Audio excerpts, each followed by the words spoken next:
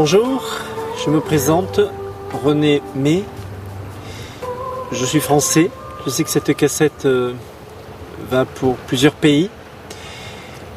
J'ai la chance de me rappeler de ce qu'on appelle le paradis, d'être né avec cette émotion, en tout cas ce souvenir des couleurs, des êtres fantastiques qui sont là-haut, des émotions, des endroits où l'on peut se trouver à travers la neige ou à travers la mer et puis se retrouver à l'instant juste d'après ailleurs ou près de quelqu'un que l'on a envie de parler. Et puis en venant ici, donc quand je suis né dans le ventre de ma maman, je me rappelais bien sûr de tout ça évidemment puisque c'était dedans, c'était pas d'une façon cérébrale, c'était comme si une émotion était intérieure. Je voyais à travers son ventre et puis je me rappelle de l'accouchement, enfin de tout ça. En tout cas quand je suis sorti. Et puis de là, j'ai grandi. Avec le temps, j'avais du mal à comprendre pourquoi des gens se disputaient, s'énervaient, pourquoi il y avait des guerres, des accidents, pourquoi même les gens vieillissaient aussi, parce que là-haut, ça n'existait pas. Donc j'ai eu beaucoup de mal quand j'étais enfant à comprendre. Et puis maman me disait de ne pas parler de ce que je lui racontais un petit peu, de ne plus en parler quand j'étais tout petit. Parce que sinon elle m'a dit on va se moquer de toi. Alors tu fais, je n'ai plus rien dit.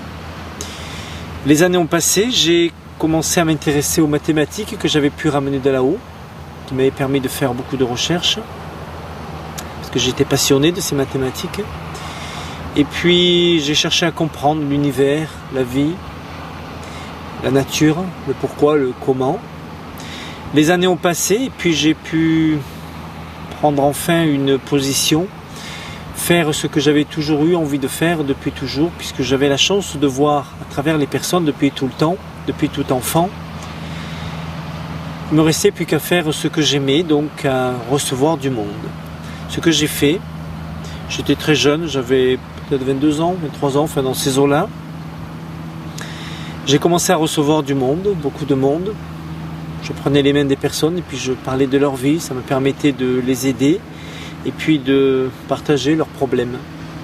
Et puis en parallèle, j'ai commencé à me rapprocher des milieux hospitaliers, bien sûr, pour rendre visite, notamment de ce qu'on appelle le sida, séropositif, essayer de rester près d'eux pendant ces moments difficiles, sur lesquels souvent ils étaient seuls, ils finissaient tout seuls leur vie.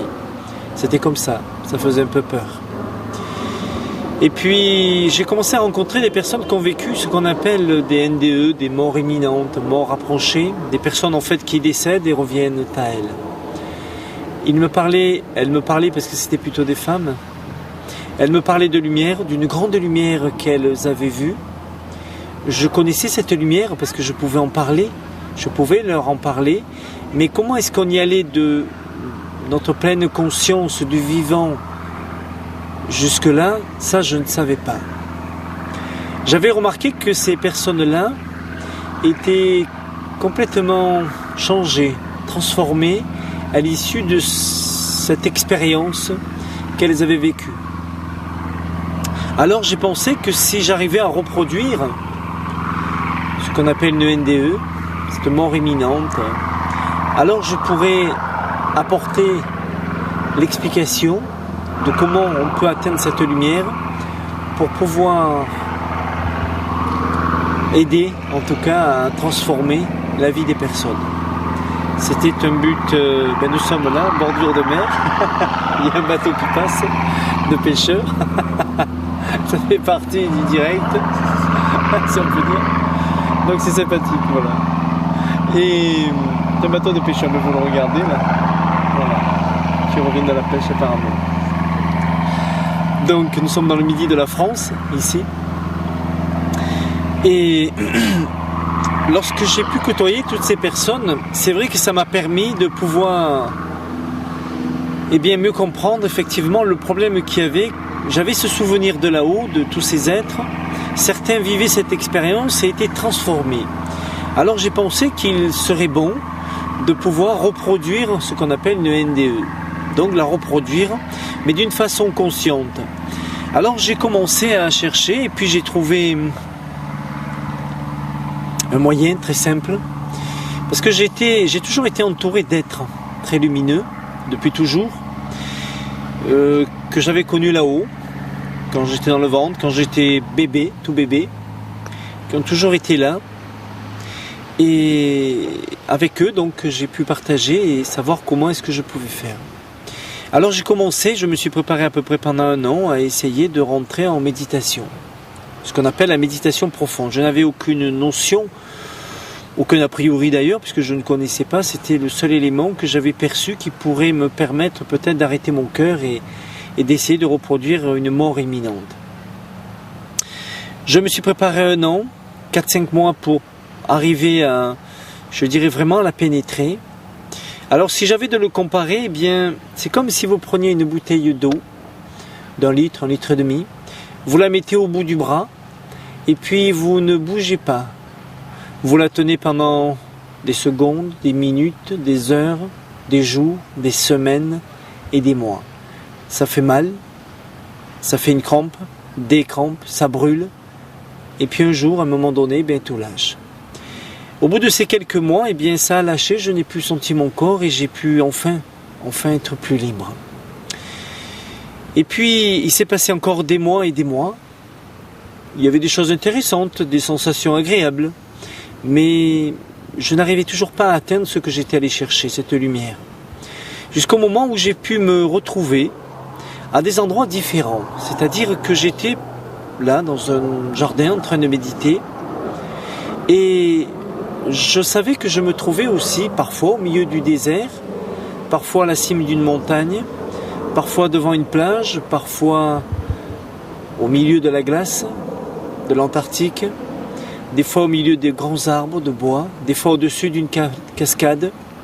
Enfin, des moments fabuleux, des endroits de la planète que je ne connaissais pas.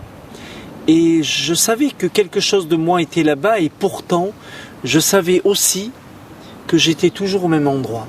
Quelque chose se déplaçait. Qu'est-ce que c'était? Je ne pouvais pas l'expliquer, mais je savais que quelque chose était là-bas. Ça se passait régulièrement jusqu'au jour où j'ai pu rendre visite à une jeune dame que je ne savais pas d'ailleurs qui était rentrée au monastère. Je savais qu'elle voulait être sœur et j'ai pu lui rendre visite. J'ai pu même, pour la première fois, c'était pas intentionnel parce que je ne savais pas, j'ai cru que je partais aussi comme d'habitude vers un autre pays, puis non, là c'était dans un monastère, c'était 4h, 4h30 du matin. Je voyais à travers la porte, parce que il y avait des sœurs et cette jeune dame dans une chapelle. On ne ressent pas d'émotion à ce moment-là, on constate, c'est tout, on vit l'instant. J'ai pu rentrer, lui parler, lui dire que sa voix n'était pas là, que sa vie était au dehors. Elle m'a demandé de venir m'asseoir à côté d'elle, de rester, parce qu'elle ne comprenait pas comment j'étais rentré, qu'est-ce que je faisais là. Et puis quelque chose m'a aspiré vers l'arrière et je me suis retrouvé, quelques instants après, alors difficile à définir le temps, mais quelques instants après, en train de méditer comme j'étais d'habitude. Quelques temps après, cette période de méditation s'est terminée, elle avait duré à peu près 2 ans. Et puis elle était venue me voir juste là, me demander comment c'était possible, comment j'avais fait, est-ce que c'était ma méditation qui permettait cela? Alors j'étais content parce que pour la première fois il s'était passé quelque chose, mais pas complètement.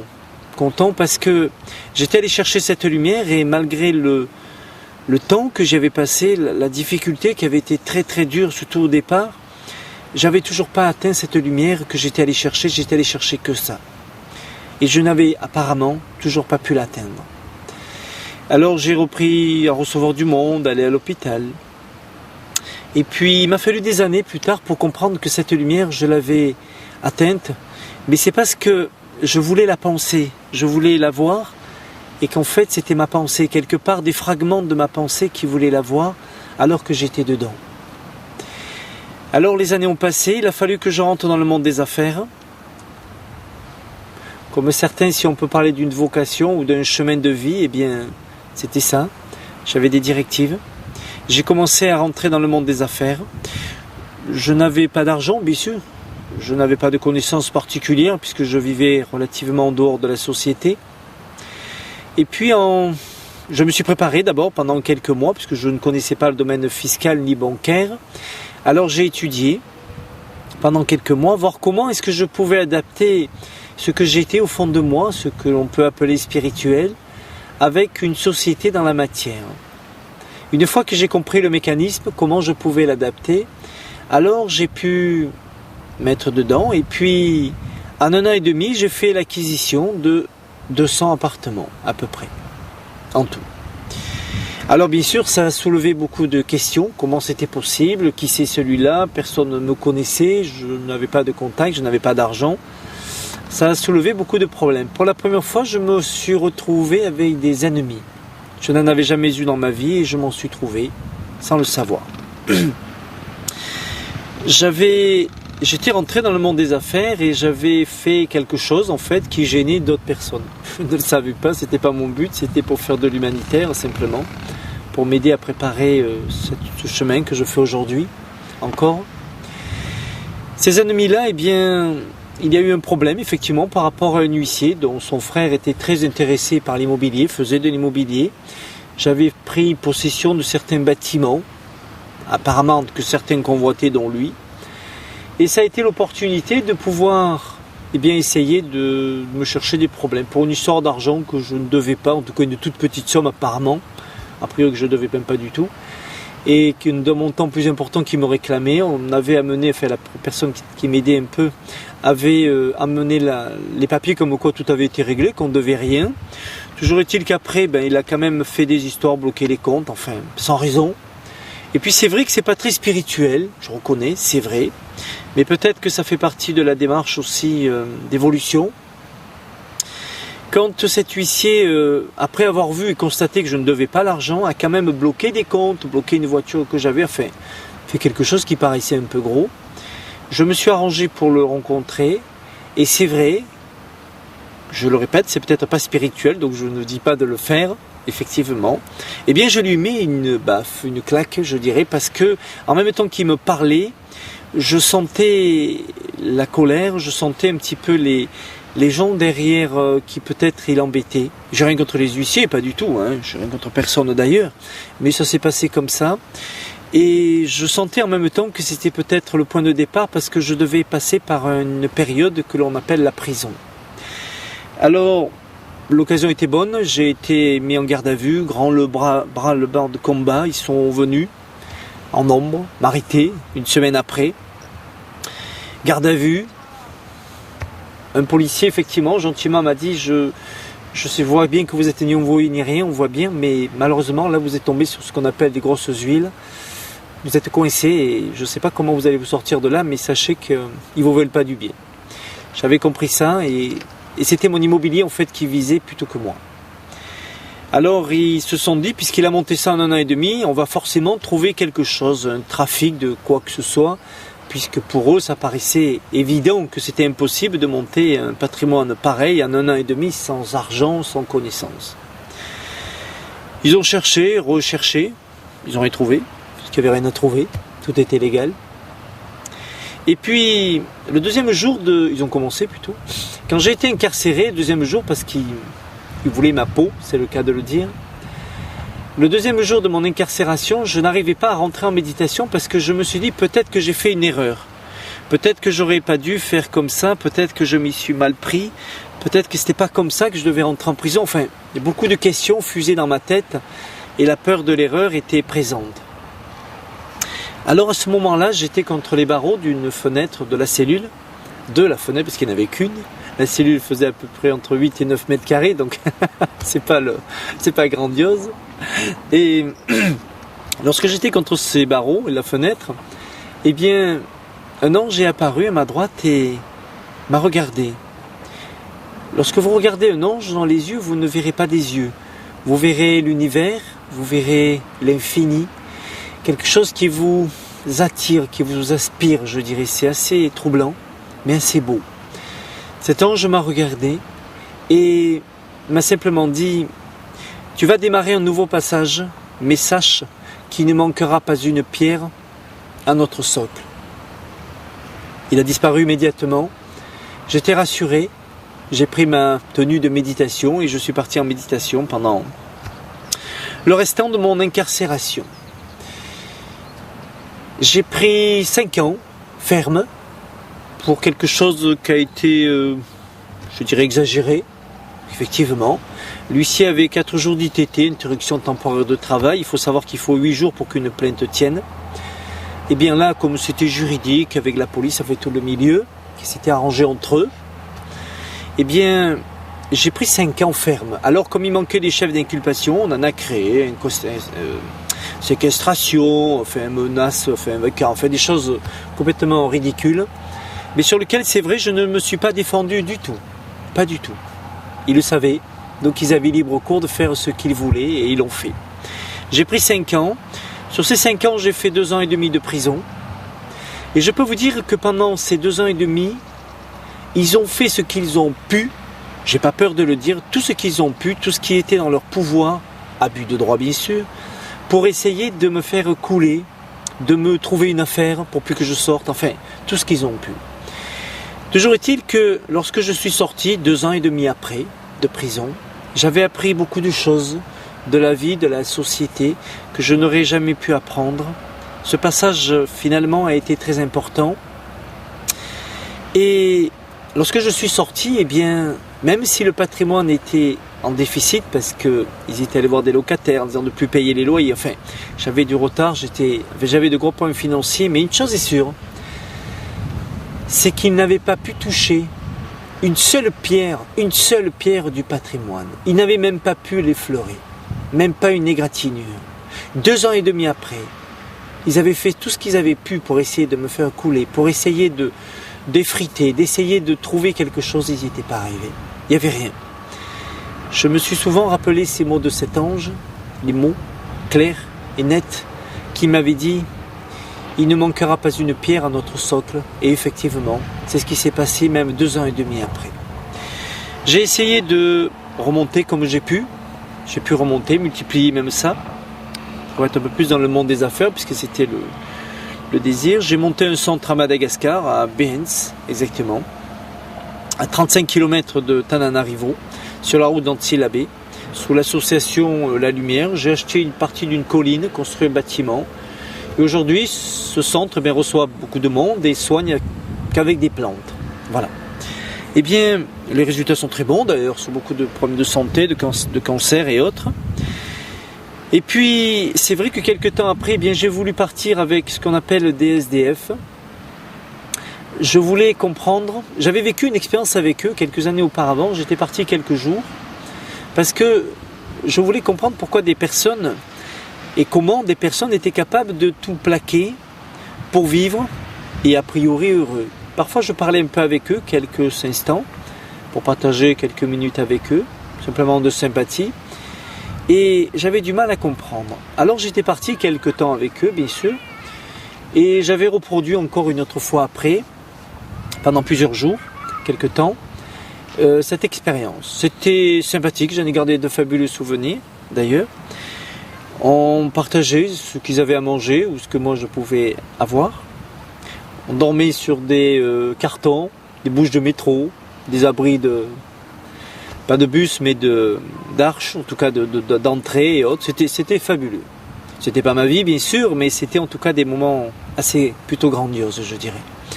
Parce que c'était un moment de liberté, où il n'y avait plus de contraintes, et c'était vraiment bien.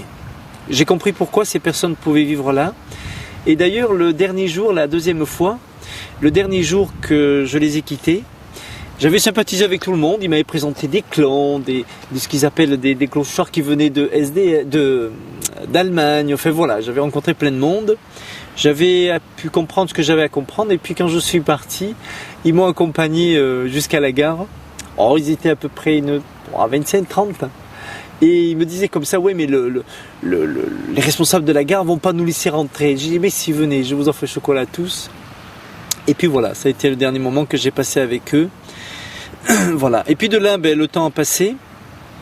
J'avais eu la visite, gentiment d'ailleurs, entre parenthèses, d'un inspecteur des impôts, parce que j'ai eu contrôle fiscal, vous savez, j'ai eu tout ce qu'il faut, qui m'avait demandé, je voulais comprendre, parce qu'on vous avait décrit comme quelqu'un de pas gentil, on m'avait dit fais le maximum pour essayer de trouver quelque chose, il y a quelque chose à trouver, cherche.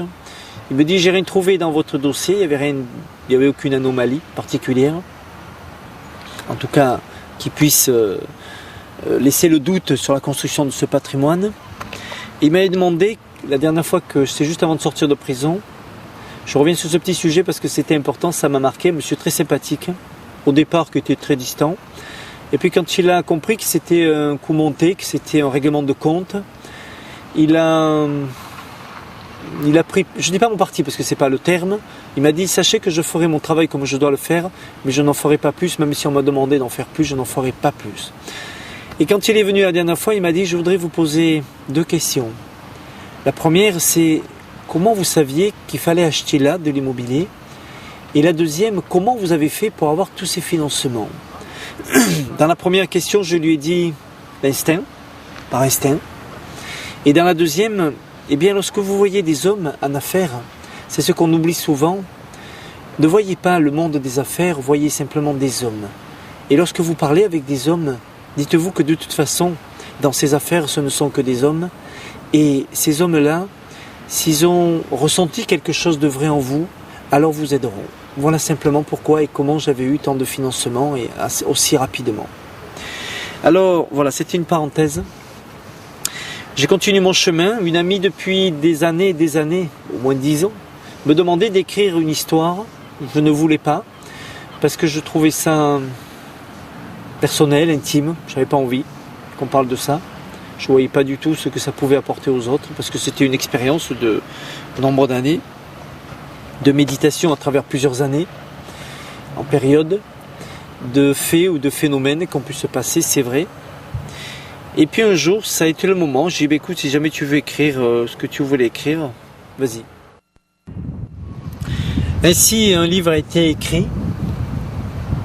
C'est vrai qu'au début, pendant longtemps, je m'y suis opposé parce que je ne voyais pas l'intérêt. Et puis, c'est vrai que comme j'ai des contacts réguliers avec, si on peut dire là-haut, il me dit que c'était le moment. Et c'est vrai que même si je ne voulais pas, je me suis dit c'est peut-être égoïste de ne pas vouloir expliquer certaines choses. Alors, le livre est sorti, c'est très bien. Et puis, je n'avais pas envie ni de faire des conférences, ni de parler, parce que j'ai toujours vécu un petit peu tranquille et en retrait. Et puis, ça s'est présenté que je commence à faire des conférences, ce que j'ai fait. Donc, même si c'était pas évident de rentrer dans la société, c'est vrai que ça m'a permis, à travers ces conférences, de rencontrer beaucoup de monde, des milliers de personnes, que je vois quasiment tous les jours. Je me déplace. Aujourd'hui, je commence à aller dans d'autres pays, et tant mieux. Et qu'est-ce que je fais à travers ces conférences? Pourquoi? Eh bien, simplement parce que j'essaie de parler de spiritualité, j'essaie d'expliquer qu'il n'y a rien de mystique, que tout est en nous, que rien n'est caché, qu'il s'agit simplement de savoir le faire vivre au fond de nous. Alors, au fil des conférences, je peux expliquer, et j'explique bien sûr, comment est-ce qu'on peut être à un endroit puis à un autre.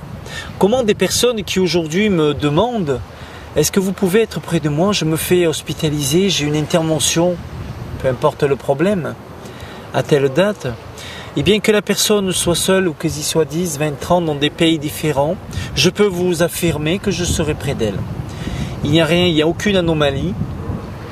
C'est simplement que nous rentrons dans ce que l'on appelle l'ère spirituelle. Cette ère spirituelle est en train d'éveiller chez nous des cellules sur lesquelles nous n'avons pas beaucoup de connaissances, aucune, sur lesquelles ça rentre aussi dans ces 90% du cerveau que l'on n'exploite pas, mais qui sont beaucoup plus grands que ça en fait, que 90%, beaucoup plus larges, et qui permet à l'homme de vivre sur des sens beaucoup plus affûtés. Et finalement, si nous avons appris à lire, à écrire, à marcher, à danser, à faire du vélo, à étudier, eh bien, nous n'avons jamais vraiment appris à aimer. L'homme, depuis des milliers d'années, n'a jamais compris que peut-être il aurait dû commencer par des écoles qui apprennent à aimer. Une matière au moins dans des écoles. Alors, vous voyez ce que je parle là? Eh bien, dans quelques temps, dans les années rapides, sera dans les facultés, sera dans les écoles primaires, les collèges et les lycées, sous une forme très simple de ce qu'on appelait avant l'instruction civique. Ce sera plus élaboré simplement. Depuis très longtemps, des prophètes sont venus nous parler, nous expliquer, nous dire que ce qu'ils faisaient, tout le monde pouvait le faire. Eh bien, je fais des conférences pour montrer tout ça. Pour montrer qu'en fait, ce que l'on cherche, ces capacités, nous appartiennent simplement, qu'il s'agit simplement de savoir s'ouvrir. Alors, quand ces prophètes ont parlé d'amour, de donner, de partage, de ne pas juger, eh bien effectivement, on n'avait pas les mots avant sur le cerveau, sur les cellules, sur les neurones, c'est vrai. Alors on parlait d'amour simplement. Il y a un petit point que nous avons oublié, c'est que dans l'amour, il existe deux fonctions. C'est ce que la science ne connaît pas vraiment, le cerveau ne le connaît pas encore. C'est qu'en fait, il y a l'amour que l'on va avoir pour sa femme, son mari, ses enfants, ceux qu'on aime autour de nous, qui font partie de notre équilibre. Et puis il y a l'amour que l'on pourra peut-être avoir pour ceux que l'on ne connaît pas, qu'on n'a jamais vus. Eh bien la différence est là. C'est qu'un est un amour qui nous appartient, qui va dépendre de ce que l'on est, un peu lié à notre façon de voir les choses, à notre vision de la vie, à notre ego aussi, parce que on n'a pas envie qu'on nous prenne ce qu'on nous aime autour de nous. La femme, on n'a pas envie de voir autour de notre femme quelqu'un rôder autour, c'est évident. Eh bien, parce que c'est à nous, ça fait partie de notre équilibre. Et pourtant, il existe un amour encore plus grandiose. Eh bien, c'est celui que l'on appellera l'amour universel. Celui vers les autres. Eh bien, c'est dans cet amour universel que ces cellules peuvent commencer à vivre et à émettre des fréquences plus élevées. Qu'est-ce qui se passe ?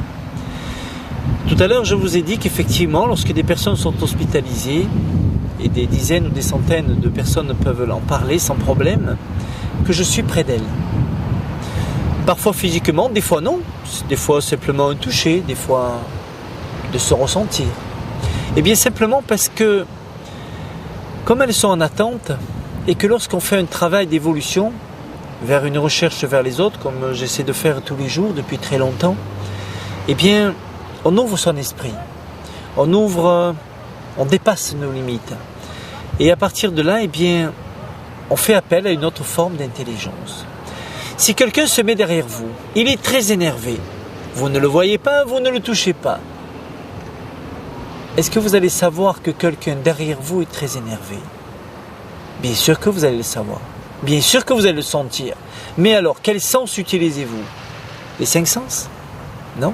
Un autre. Et oui, un autre. Et pourtant, nous pouvons parfois être 400, 500, 600 dans des conférences. Lorsque je pose cette question, tout le monde est d'accord. Mais alors, quel sens utilise-t-on ?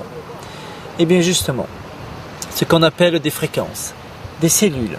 Comme un jumeau peut ressentir son frère à des milliers de kilomètres, comme un dauphin va pouvoir soigner un enfant autiste, comme un savant qui va faire une découverte et va être heureux de sa découverte même s'il la garde cachée, mais à partir du moment où il a exprimé son émotion, alors sa découverte est transmise dans tout l'univers, sur la planète entière. Seules les personnes qui se rapprochent de ces fréquences, comme les savants qui font les mêmes recherches, vont pouvoir le capter. Voilà pourquoi des savants, lorsqu'ils font une découverte, eh bien d'autres savants, juste après ou en même temps, vont faire la même découverte. C'est bien connu, on n'utilise pas nos 5 sens, mais un sens différent, simplement nos cellules.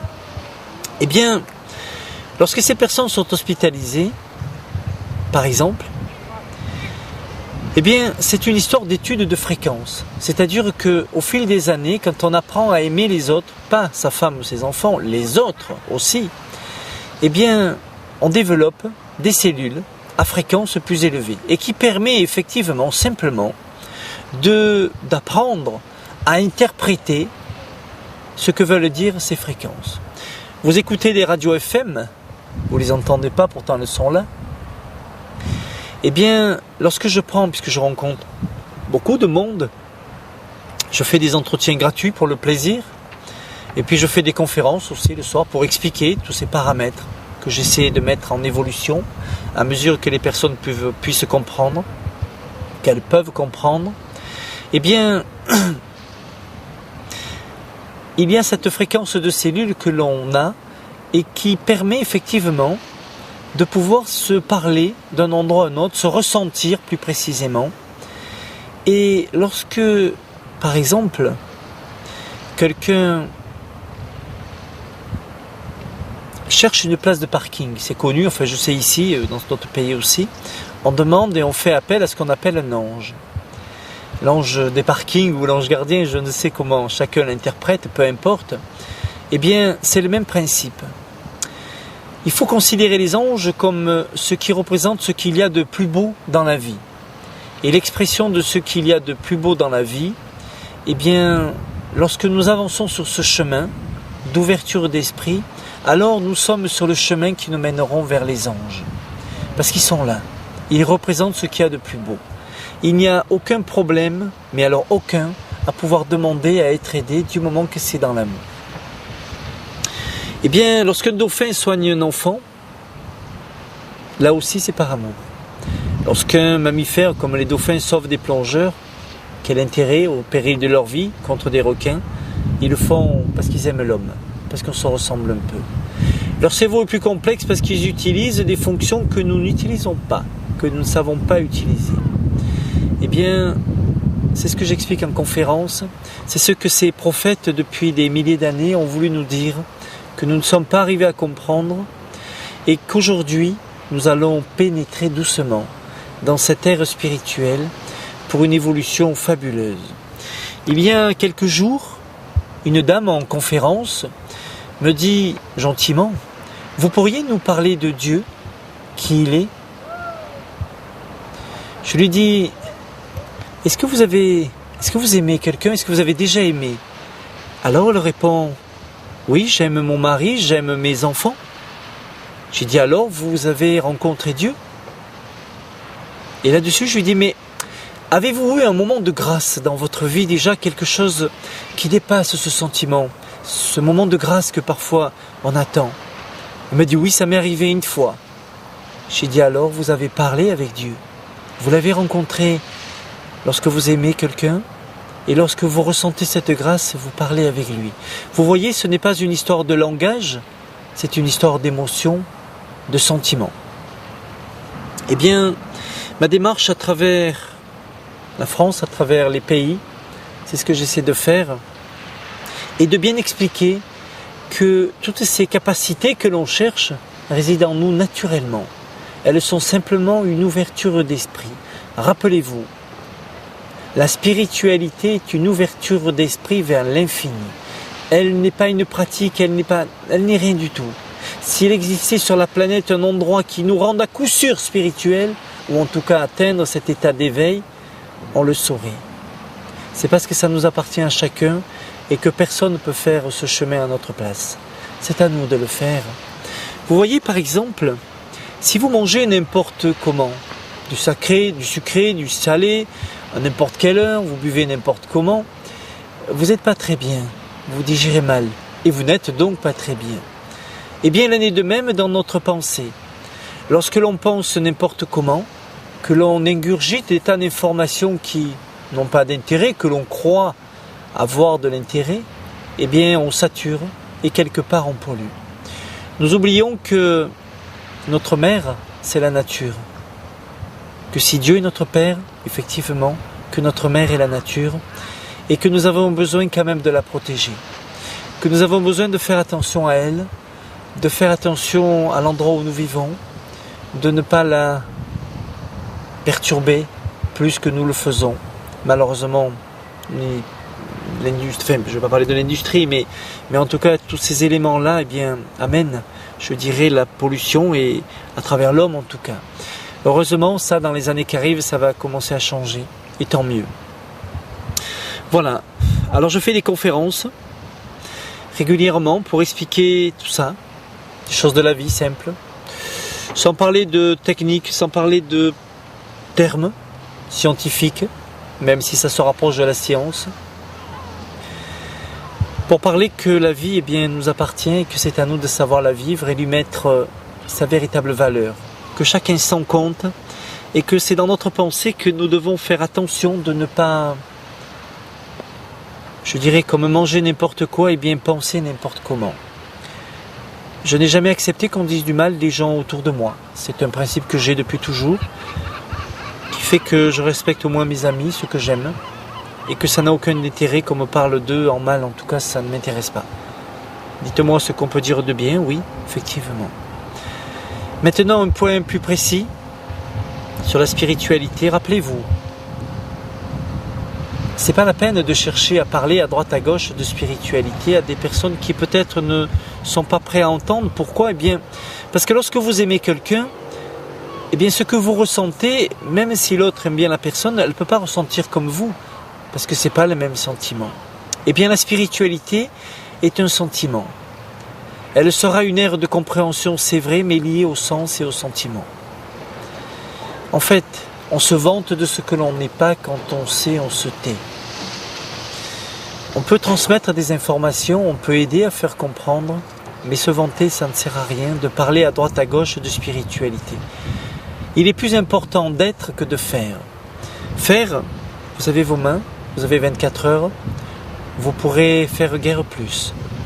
Mais être, vous pouvez transmettre autour de vous beaucoup plus de choses que vous pouvez l'imaginer et donner l'exemple. Ça, c'est très important. Alors, ben voilà, je me déplace, j'essaie d'expliquer tout ça, de montrer tout ça. Vous voyez, d'une façon comme je peux le faire, simplement, bien sûr. Un jour, j'espère pouvoir, si j'arrive à rencontrer beaucoup de monde, pouvoir être là où les droits de l'homme sont bafoués, là où les personnes sont condamnées à mort, là où la torture existe, là où l'abus de pouvoir est important et abuse de l'être humain d'une façon trop grave.